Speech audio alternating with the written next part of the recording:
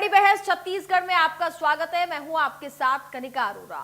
छत्तीसगढ़ की विष्णुदेव साय सरकार प्रदेश में सुशासन तिहार मना रही है और इसके तीसरे चरण में प्रदेश के मुख्यमंत्री खुद ही जनता के बीच जाकर सरकार के कामकाज का औचक निरीक्षण कर रहे हैं। सुशासन तिहार पर अब सियासत भी शुरू हो चुकी है। दरअसल सुशासन तिहार का उद्देश्य आम जनता की समस्याओं का समयबद्ध निराकरण सुनिश्चित करना, शासन की जन कल्याणकारी योजनाओं के क्रियान्वयन की समीक्षा करना है। अब तक प्रदेश भर से 40 लाख आवेदन, शिकायतें और समस्याएं यहां पर आ चुकी हैं। अब इन आवेदनों का निराकरण होगा या फाइलें धूल फांकती मिलेंगी, ये देखने वाली बात होगी। आज मुख्यमंत्री विष्णुदेव साय ने प्रदेश के कई जिलों का औचक निरीक्षण किया। इस दौरान उन्होंने ग्रामीणों से बातचीत भी की और योजनाओं का जमीनी स्तर में कितना क्रियान्वयन हो रहा है, इसकी भी पड़ताल की गई है। सभी मुख्यमंत्री समय समय पर जनता से संवाद करने के लिए इस तरीके के कार्यक्रम करते आए हैं। मुख्यमंत्री विष्णुदेव साय के औचक निरीक्षण पर अब सियासत भी शुरू हो चुकी है। कांग्रेस इस औचक निरीक्षण को ढकोसला बता रही है। पीसीसी चीफ दीपक बैज ने कहा कि 14 महीने की सरकार में 40 लाख आवेदन आना सरकार की नाकामी है। तो वहीं बीजेपी का कहना है कि मुख्यमंत्री का औचक निरीक्षण का उद्देश्य प्रशासनिक रूप से कसावट लाना है। औचक निरीक्षण के बाद मुख्यमंत्री अधिकारियों और मंत्रियों के साथ समीक्षा बैठक भी करेंगे। आज इसी मुद्दे पर विस्तार से चर्चा होगी। चर्चा के लिए कुछ मेहमान हमारे साथ जुड़ेंगे, लेकिन उससे पहले सियासी बयानबाजियां सुनते हैं। देखिए, सुशासन दिवस तो एक ढकोसला है। इधर एक तरफ सुशासन दिवस सरकार मना रही है, दूसरी तरफ भारतीय जनता पार्टी के पूर्व मंत्री और वर्तमान में सांसद माननीय बृजमोहन अग्रवाल जी चिट्ठी लिख रहे हैं। अस्पताल में कोई भी व्यवस्था नहीं है, सर्जरी नहीं हो रही है, 2 महीने से पूरी तरह से प्रदेश के मुख्यालय का अस्पताल बंद है, मरीज परेशान है। तो इस तरह की मतलब ज्वलंत मुद्दों को लेकर चिट्ठी लिख रहे हैं। तो फिर आप बताइए, सुशासन है कहाँ? तो किस सुशासन की बात करते हैं? बृजमोहन अग्रवाल जी बढ़ते अपराध को लेकर चिट्ठी लिखते हैं, युवाओं को नौकरी पुनः देने के लिए चिट्ठी लिखते हैं, और सीमेंट की बढ़ी हुई दर को लेकर चिट्ठी लिखते हैं, स्वास्थ्य को लेकर चिट्ठी लिखते हैं। मतलब कहीं ना कहीं हर सरकार की कमियों को एक सजग जनप्रतिनिधि होने के नाते बृजमोहन जी लगातार चिट्ठी लिख रहे हैं। मतलब मुझे लगता है कि भारतीय जनता पार्टी की में क्या कमियां हैं और भविष्य में क्या होने वाला है, ये बृजमोहन अग्रवाल जी सरकार को अवगत करा रहे हैं। तो मुझे लगता है कि बृजमोहन अग्रवाल जी को सरकार एक भविष्य वक्ता के रूप में उनको नियुक्त कर देना चाहिए, ताकि सरकार की भविष्य में क्या होने वाली है कम से कम वो तो बृजमोहन अग्रवाल जी बता करेंगे। सर, अभी हमारे प्रदेश में सुशासन तिहार चल रहा है। 8 अप्रैल से प्रारंभ हुआ है और प्रथम चरण में 8 से 11 अप्रैल तक जगह जगह पेटी रखकर ऑनलाइन जनता से समस्या की जानकारी ली गई, उनका आवेदन लिया गया और 11 के बाद में कल तक उनका समाधान किया गया और आज से तीसरे चरण में ये समाधान शिविर का आयोजन हर 8-10 पंचायत के बीच में किया जा रहा है। और हमारे मंत्रीगण, सांसद, विधायकगण सभी समाधान शिविरों में जाएंगे और औचक निरीक्षण करने का भी है। और शाम में एक जिला में रहकर समीक्षा करेंगे और ये समाधान शिविरों में जो जनता की समस्याएं हैं और उसमें क्या निराकरण हुआ है उसको भी जनता को अवगत कराएंगे और जिलों में रात्रि विश्राम भी होगा। तो चलिए चर्चा की शुरुआत करेंगे। भारतीय जनता पार्टी से प्रवक्ता गंधर्व देवेंद्र पांडे जी हमारे साथ जुड़ चुके हैं, तो वहीं कांग्रेस प्रवक्ता अभिमन्यु मिश्रा इस वक्त हमारे साथ जुड़ गए हैं। सबसे पहले आप दोनों मेहमानों का इंडिया न्यूज मध्य प्रदेश छत्तीसगढ़ पर बहुत बहुत स्वागत है। गंधर्व जी, आपके पास आना चाहूंगी, आपसे शुरुआत करना चाहूंगी। सुशासन तिहार जो यहाँ पर चलाया जा रहा है राज्य सरकार की तरफ से, जहाँ पर बताया जा रहा है कि जनता की समस्याओं को सुना जा रहा है, मौके पर ही समाधान निकाला जा रहा है उन समस्याओं का, तो वहीं दूसरी तरफ ये आरोप भी अब लग रहा है कि इन 14 महीने की सरकार के भीतर 40 लाख आवेदन अगर आना कहीं ना कहीं फेलियर है। सर्वप्रथम तो सभी दर्शकों को और सभी साथी पैनलिस्टों को मेरा नमस्कार, जय जोहार। जो बात आपने की, ये जो सुशासन त्योहार है वो एक सेतु का काम करता है जनता और सरकार के बीच में, प्रशासन शासन के बीच में, ताकि जो भी जन सरोकार के जनहित के मुद्दे जो ग्राउंड रियलिटी में जनता को परेशानी हो रही है, उन सभी चीजों का निराकरण किया जा सके। क्योंकि सरकार जनता की है, जनता जिस प्रकार से चीजें चाहेंगी वैसा होगा। और इसके साथ ही साथ जो आरोप लगा रहे हैं कि सरकार की फेलियर है या ये सारी चीजें हैं, उनको खुद अपने आप आकलन करना चाहिए कि 14 महीने में कितने महीने आचार संहिता थी और पिछले साल भी इस प्रकार का एक पर्व लगाया गया था। तो सारी चीजें क्या है, तकलीफें जो है वो निरंतर आती जाती रहती है, बनी रहती है। कई जगह नई तकलीफें आ जाती है, कई जगह पुरानी रहती है, तो सभी का निराकरण किया जाना है। पूर्व में भूपेश बघेल जी इसी प्रकार का एक भेंट मुलाकात करके कार्यक्रम करते थे। उस भेंट मुलाकात कार्यक्रम में जब एक लड़की आई, उनसे सवाल पूछा, तो सवाल इतना चुभ गया पूर्व मुख्यमंत्री को, उन्होंने उस लड़की को वहीं पर कहने लग गए कि ये लड़की, तुम्हारे घर में कभी किसी ने सीएम से बात की है, किस प्रकार से कौन भेजा है तुमको। वो लड़की अपनी शिकायत लेकर के आई थी। तो अभी की जो वास्तविक स्थिति है, जो 40 लाख आवेदन प्राप्त हुए, उसमें बहुत सारे आवेदन तो ऐसे हैं जो छत्तीसगढ़ कांग्रेस और उनके परिवार के लोगों ने डलवाए हैं कि विधायक जी इस्तीफा दे दें, सांसद जी इस्तीफा दे दें, ये सारे लोग इस्तीफा दे दें। तो सबको फिल्टर करके जो जो जनहित के और जन सरोकार के विषय में आवेदन प्राप्त है, उस दिशा पे निरंतर कार्रवाई की जा रही है। और अगर इसमें कोई भी अधिकारी या कोई भी ऐसा व्यक्ति पाया जा रहा है जो इन सभी विषयों में बाधा बनने का प्रयास कर रहे हैं, तो उनके खिलाफ भी तत्काल एक्शन लिया जा रहा है। सीएम साहब हो या पूरा कैबिनेट हो, सब ग्राउंड में उतरकर खुद इसकी मॉनिटरिंग करें, पूरी पारदर्शिता के साथ जनता के हित के लिए कार्य किया जा रहा है। ठीक है, अभिमन्यु जी, आपसे समझना चाहूंगी, चूंकि कांग्रेस पार्टी ये आरोप लगा रही है, कह रही है कि ये सब एक ढकोसला है, सरकार का यहाँ पर फेलियर नजर आ रहा है इस 14 महीने की जो सरकार रही है। आपसे समझना चाहूंगी, जब भूपेश बघेल मुख्यमंत्री थे, उस दौरान वो भी जनता के बीच जाते थे, मुलाकात करते थे, उनकी समस्याओं का समाधान निकालते थे। अगर मुख्यमंत्री विष्णुदेव साय ये कर रहे हैं तो ढकोसला कैसे? देखिए, सबसे पहले तो आपको नमस्कार और पैनलिस्टों को नमस्कार, आपके व्यूअर्स को नमस्कार। देखिए, सबसे पहले तो जो सुशासन है उसका फेलियर 40 लाख आवेदन से ही दिख गया है कि सुशासन तो नहीं है। अगर 40 लाख समस्याएं जो आई हैं तो सुशासन तो ये कतई नहीं। अब उसके बाद आते हैं जो ढकोसला। तो ढकोसला ये ऐसे है कि निराकरण चीजों का हो नहीं रहा है और उनको निराकरित शो किया जा रहा है। ऐसे कई मामले लगातार सामने आ रहे हैं कि ऑनलाइन निराकरित दिखा रहा है हमारी समस्या, जबकि हमारी समस्या का निराकरण नहीं हुआ है। ऐसे कहने वाले कई लोग हैं हमारे पास भी लगातार आ रहे हैं। और पहले भी हम इस डिबेट के पहले इस बारे में बात कर रहे थे, तो मैंने वही कहा था कि निराकरण जब अधिकारी ने निराकरित कर दिया है और अपनी रिपोर्ट से जो है सबमिट कर दी है, उसके बाद एक बार जो आवेदन करता है उसको भी बुला करके चर्चा करनी होगी और उसके जो उसकी मर्जी के बिना उस केस को क्लोज करना, जब तक उसको पूर्णतः आप संतुष्ट नहीं कर देते तब तक कि वो क्लोज करना उचित नहीं है। उसके अलावा जो एक बात और मैं आपको बताना चाहूंगा कि लगातार जन दर्शन कार्यक्रम चलते हैं, हर जिले में चलते हैं। कलेक्टर जो महोदय होते हैं हर जिले के, हमारे जिले के 3 दिन मिल रहे हैं हफ्ते में, कोई एक दिन तो जन दर्शन होता ही है। अलग अलग जगह के कलेक्टर अलग अलग अपने हिसाब से मिलने का समय बना कर रखे हैं, उसमें भी लगातार आवेदन आते हैं। तो पहली बात, सबसे पहले तो ये सुशासन त्योहार जो है मनाना, उससे सबसे पहले यही लगा कि आपको भरोसा नहीं है कि कलेक्टर स्तर पे आपकी चीजों का निराकरण हो रहा है। दूसरा, अब इसमें जो सारे आवेदन आए हैं, कई सारे ऐसे आवेदन आए हैं रोड से लेकर, नाली से लेकर, जो मूलभूत सुविधाओं को लेकर के आवेदन आए हैं, कई में ऐसा लिख दिया गया है कि उसको निराकरण कर दिया, जबकि आप कैसे 2 दिन में बना देंगे नाली या रोड? आपने उसमें क्या आश्वासन दिया या कब तक के समय सीमा दी कि कब तक के हो जाएगा?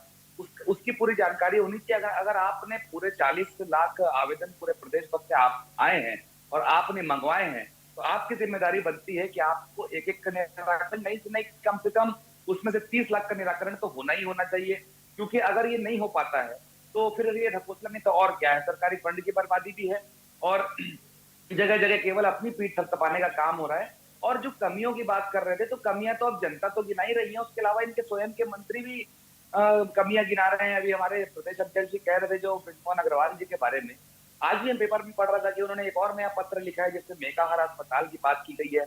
वहां जो हृदय रोग डिपार्टमेंट है वहां पर जी। किसी भी तरह से लगातार जो जो लोग जा रहे हैं उनको तारीख पे तारीख दी जा रही है, कोई व्यवस्था नहीं है। इसको लेकर के उन्होंने लेटर लिखा। इसके पहले भी और चीजों को लेकर के वो लेटर लिख चुके हैं, इनके और नेता भी लेटर लिख चुके हैं। मतलब ये सारा कुछ दिखाता है, हमारी बातों को भी ये प्रूफ करता है कि समस्याओं का तो अंबार है। अब उसमें से आप कितनी समस्याएं निराकृत कर पाते हैं, उससे समझ में आएगा कि आपका ढकोसला है या नहीं। ठीक है। गंधर्व जी, आपसे मैं समझना चाहूंगी तो कि सुशासन तिहार यहाँ पर चलाया जा रहा है। अगर हम छत्तीसगढ़ की बात करें तो दावे देखिए तमाम यहाँ पर राज्य सरकार करती है। चाहे मैं कांग्रेस की बात कर लूं, जब पूर्व में कांग्रेस की सरकार थी, आज भारतीय जनता पार्टी की सरकार है, तो ये दावा किया जा रहा है कि हर एक इलाके में, चाहे वो ग्रामीण इलाकों की हम बात कर लें, आदिवासी इलाकों की बात कर ली जाए, वहां पर सारी मूलभूत सुविधाएं मिल रही हैं। लेकिन तस्वीरें जो हैं वो कुछ और आती हैं। धरातल पर जब जाते हैं तो पता चलता है कि लोगों को पीने का पानी तक नहीं मिल रहा है। लोग इतनी दूर दूर तक जा रहे हैं, गंदा पानी पीने को लोग वहां पर मजबूर है। इसके साथ ही कुछ गांव ऐसे हैं जहां पर अभी भी बिजली की समस्या है।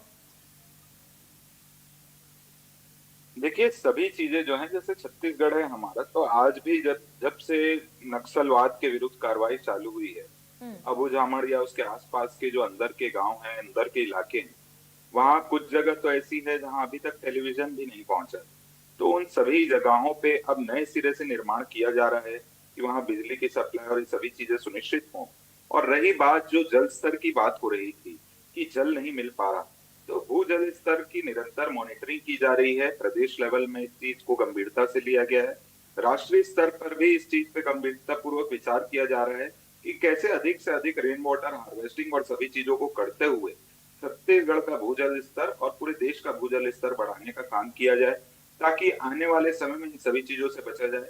अभी मुख्यमंत्री जी जब सुशासन त्योहार के लिए अभी कोरबा गए थे, तो वहां पर भी उन्होंने जो ग्रामीणों से जब संवाद किया, तो उन्होंने ऐसी खेती के लिए भी ग्रामीणों को उत्साहित किया जिससे भूजल स्तर बना रहे। तो निरंतर सरकार की गंभीरता इस विषय पर बनी हुई है। और जो आवेदन प्राप्त हुए हैं, जैसा कि अभिमन्यु भाई कह रहे थे कि 30 लाख आवेदन अगर इसमें निराकृत हो जाते हैं तो ये बहुत सराहना की बात है। तो अभी उनके प्रदेश अध्यक्ष जी को इंतजार करना चाहिए अपना घोषणा करने से पहले कि ढकोसला की चीज चल रही है कि क्या चल रही है। अभी जब निराकरण और ये सुशासन त्योहार पूरा कंप्लीट होगा तो एक आंकड़े सामने आ जाएंगे कि कितने आवेदनों का निराकरण हुआ। अगर किसी आवेदन में कोई लापरवाही हुई तो सभी चीजें सार्वजनिक रहेंगी, तो उसमें जैसी भी स्थिति रहेगी उस प्रकार से उस पर कार्रवाई की जाएगी। रही बात कार्डियक इंस्टीट्यूट ऑफ मेकाहारा की, तो वहां पर अभी जो वेतन विसंगति थी, सुपर स्पेशलिटी का कैडर हमारे छत्तीसगढ़ में नहीं। एक जब मेडिकल चिकित्सा की बात होती है तो उसमें पहले ग्रेजुएशन होता है, पोस्ट ग्रेजुएशन होता है, फिर सुपर स्पेशलिटी होती है।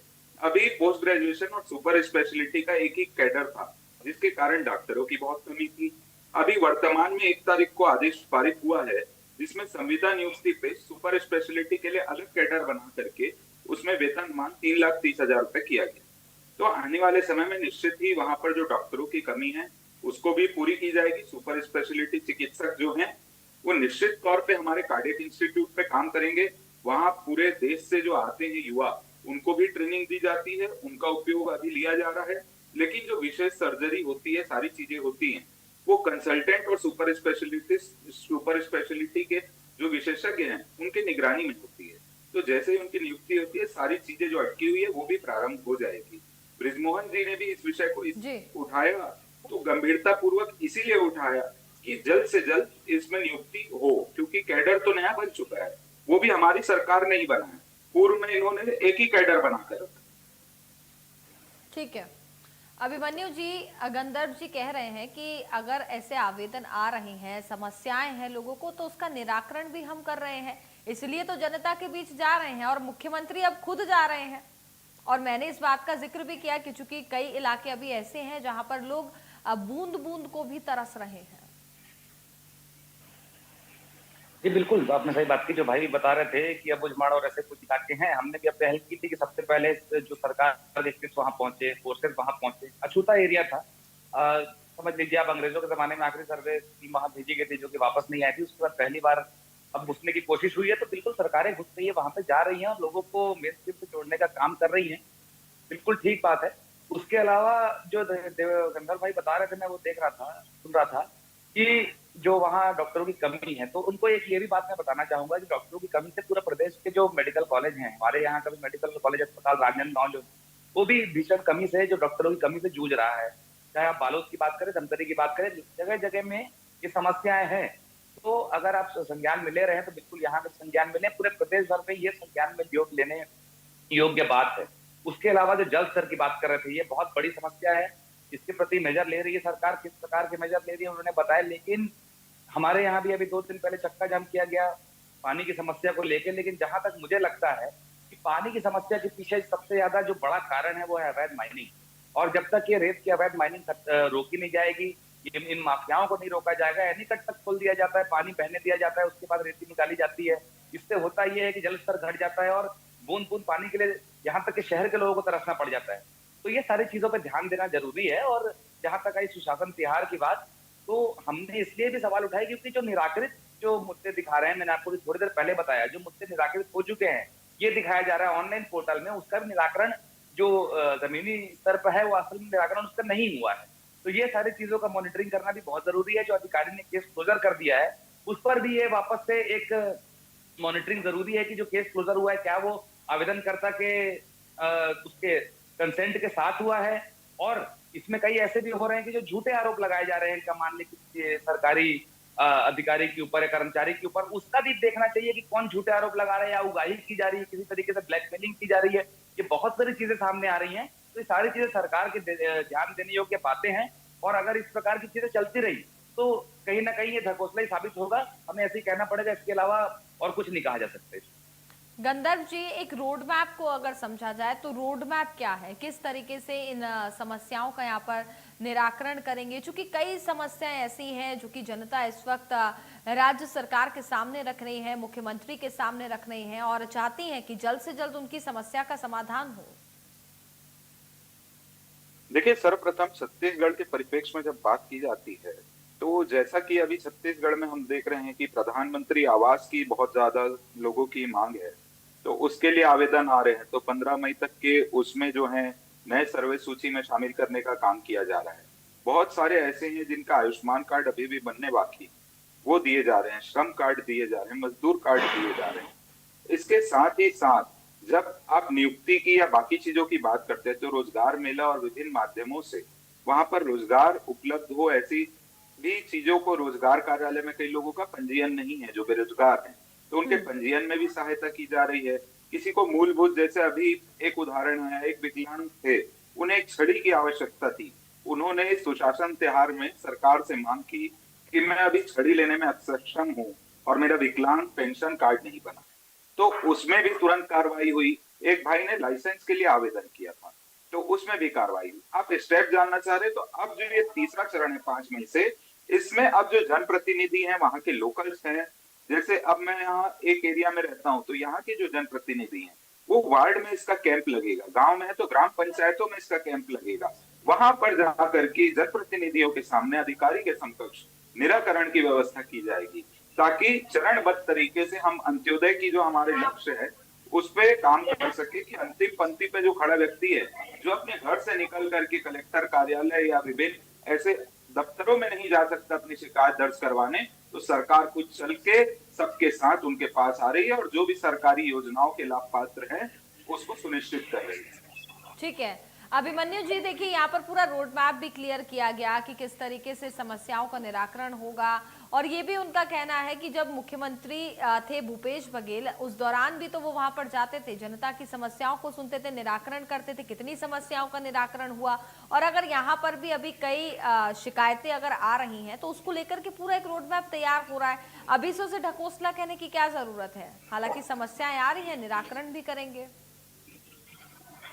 देखिए, क्या रोड मैप है वो पहले से ही क्लियर है कि किस प्रकार से ये बिहार होना है। और आगे किस तरीके से होगा। तो मैं वही कह रहा हूँ, ऑन पेपर बिल्कुल ठीक है, ऑन पेपर कहीं समस्या नहीं समझ में आ रही, निराकृत होते जा रहे लगातार, लेकिन ग्राउंड में क्या वो वाकई में निराकृत हो रहे हैं, ये देखने वाला विषय है।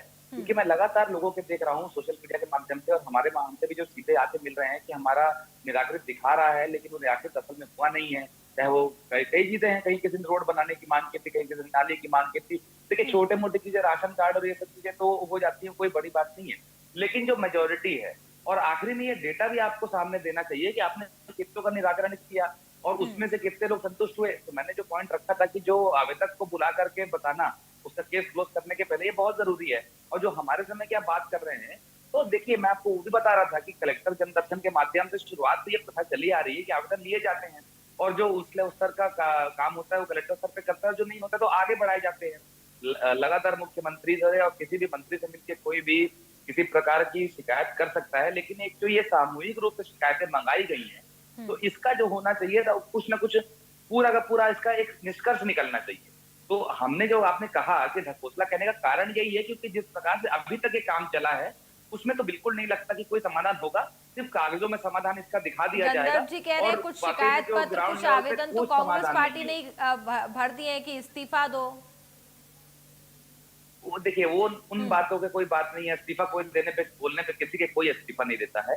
और इस सरकार का तो हम देख रहे हैं, और मैंने पहले इस बात को क्लियर कर दिया है कि जो मूलभूत समस्याएं हैं उसको लेकर के जो आवेदन है उसको पहले ध्यान देना चाहिए। ऐसे इस प्रकार के आवेदन ज्यादा नहीं होंगे मुझे लगता है। और ये कौन ने डाले कौन ने डाले वो भी आप उसको बुलाइए और उससे बात कीजिए। जैसे मान लीजिए किसी सीएम को भी इस्तीफा देने के लिए कहा है, तो आप आवेदक को बुलाइए और उससे बात कीजिए। जो सक्षम अधिकारी होगा उसके क्षेत्र का, वो उससे बुला करके बात करेगा कि आपने जो ये कहा है ये क्यों कहा है। ये भी तो होना चाहिए ना। ये भी बात को मैंने थोड़ी देर पहले इंगित किया था कि कई लोग इस प्रकार के आवेदन भी कर रहे हैं, इनके पीछे उनकी मंशा कोई और है। तो उसको भी बुला करके उनको भी सामने सामने बैठा करके ये बात भी क्लियर करने की जरूरत है कि किस मंशा से आवेदन किया गया था। तो ये सारी चीजें जब ध्यान देगी सरकार और जब सब कुछ होगा, तभी कहीं लगेगा कि ये ढकोसला नहीं है। लेकिन हाल स्थिति तक जिस प्रकार से चल रहा है, ये ढकोसले के अलावा कुछ नहीं लग रहा। ठीक है गंधर्व जी, अगर हम सरकार की तरफ से जो योजनाएं चलाई जा रही हैं छत्तीसगढ़ में, उसकी भी अगर हम बात करें तो कहीं ना कहीं लोगों की ये भी शिकायतें आ रही हैं कि इस योजनाओं का लाभ भी नहीं मिल पा रहा है। हालांकि तमाम योजनाएं तो यहाँ पर ला दी जाती हैं, लेकिन धरातल पर उसका जो असर है वो देखने को नहीं मिलता है। मुख्यमंत्री से इसको लेकर के भी कई बार महिलाओं ने भी शिकायत की है। देखिए, जैसे महतारी वंदन योजना है, आज मुख्यमंत्री जी ग्राम सभा कर रहे थे, उस पे माता मिली, उनसे जब चर्चा हुई तो मुख्यमंत्री जी को उन्होंने बताया कि मुझे प्रधानमंत्री आवास मिला है। तो मुख्यमंत्री जी ने खुद उनसे पूछा कि आपको महतारी वंदन योजना का लाभ मिल रहा है कि नहीं। तो माता जी ने कहा कि हाँ, निरंतर जब से आपकी सरकार आई है हमें लाभ मिल रहा है। इसी प्रकार से छत्तीसगढ़ की 70 लाख से अधिक महिलाओं को महतारी वंदन योजना का लाभ मिल रहा है।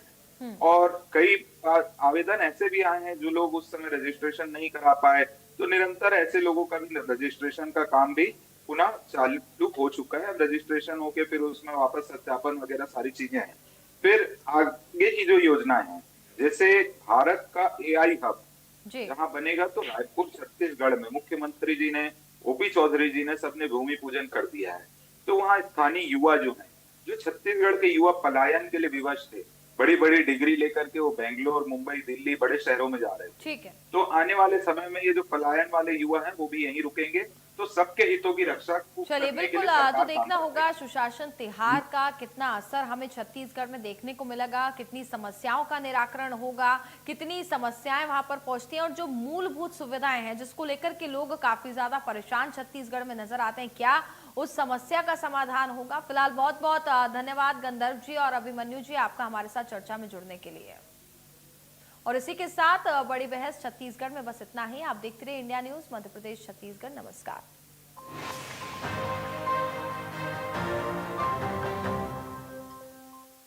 चलो बेटे, टाइम हो गया, मुझे मत ले जाओ, चलना पड़ेगा, मेरी फैमिली